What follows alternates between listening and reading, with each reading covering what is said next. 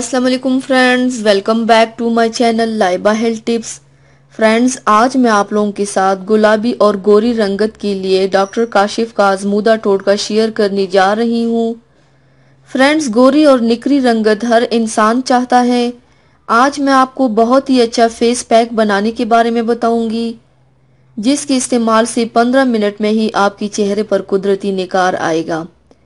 तो चलिए शुरू करते हैं, पर इसके पहले प्लीज मेरे चैनल को सब्सक्राइब कर लीजिए और बेल आइकन को दबाइए एवरी लेटेस्ट ब्यूटी अपडेट को सबसे पहले पाने के लिए।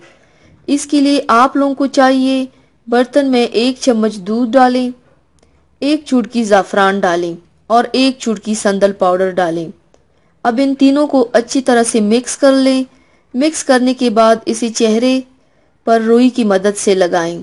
15 मिनट के लिए छोड़ दें। 15 मिनट के बाद चेहरा धो लें।